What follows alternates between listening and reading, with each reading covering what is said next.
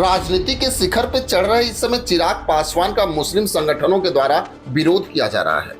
भले ही ये संगठन लालू प्रसाद यादव को अपना हितैषी मानता है, लेकिन शायद इन संगठनों को याद होना चाहिए कि अगर चिराग पासवान ना होते तो कब का वक्फ संशोधन बिल पास हो गया होता और आज इतनी बड़ी बड़ी बातें आज ये मुस्लिम संगठन ना कर रहे होते।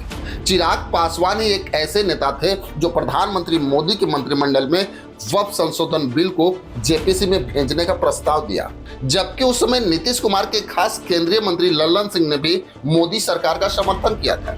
जबकि लल्लन सिंह ने तो यहां तक कहा कि मुस्लिम नीतीश कुमार को वोट नहीं देते, लेकिन इसके बाद भी चिराग पासवान ने यह ध्यान नहीं दिया कि उनकी कुर्सी रहेगी या नहीं रहेगी, लेकिन वक्फ संशोधन बिल के खिलाफ उन्होंने सीधे मोदी सरकार का विरोध किया।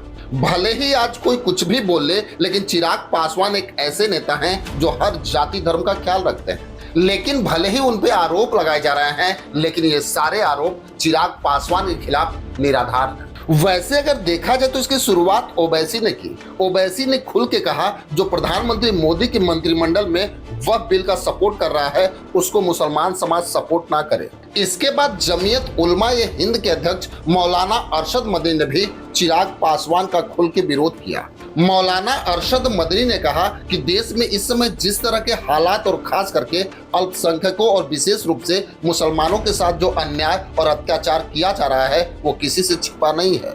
उन्होंने साफ शब्दों में बोला कि यह बेहद दुर्भाग्यपूर्ण है कि खुद को सेकुलर और मुसलमानों का हमदर्द बताने वाले नेता, जिनकी राजनीतिक सफलता में मुसलमानों का भी योगदान रहा है, वे सत्ता के लालच में न केवल खामोश हैं बल्कि अप्रत्यक्ष रूप से अन्याय का समर्थन भी कर रहे हैं। अरशद मदनी ने यह भी कहा कि मुसलमानों को हंसिए पे धकेलने की योजनाबद्ध साजिशें हो रही हैं, धार्मिक भावनाएं आहत की जा रही हैं, धार्मिक स्थलों को विवादों में घसीटा जा रहा है और दंगे करा के मुसलमानों को निशाना बनाया जा रहा है। इन घटनाओं पर भी ये तथाकथित सेकुलर नेता आंखें मूंदे हुए हैं। मौलाना अरशद मदनी ने चिराग पासवान पे बोलते हुए कहा कि वे सत्ता के खातिर न केवल मुसलमानों के खिलाफ हो रहे अन्याय को नजरअंदाज कर रहे हैं बल्कि देश के संविधान और लोकतांत्रिक मूल्यों को भी अनदेखी कर रहे हैं। मौलाना अरशद मदनी ने कहा कि वक्फ संशोधन बिल पे इन नेताओं का रवैया इनके दोहरे चरित्र को उजागर करता है। उन्होंने कहा कि ये नेता केवल मुसलमानों के वोट हासिल करने के लिए दिखावे को सेकुलरिज्म अपनाते हैं, लेकिन सत्ता में आने के बाद मुस्लिम समुदाय के मुद्दों को पूरी तरह से भूल जाते हैं। वैसे तो इन लोगों के विरोध के बाद कई मुस्लिम समाज के नेता अब ये बता रहे हैं कि इस विरोध का चिराग पासवान पर कोई असर नहीं पड़ने वाला और मुस्लिम समाज चिराग पासवान का खुल के समर्थन करेगा।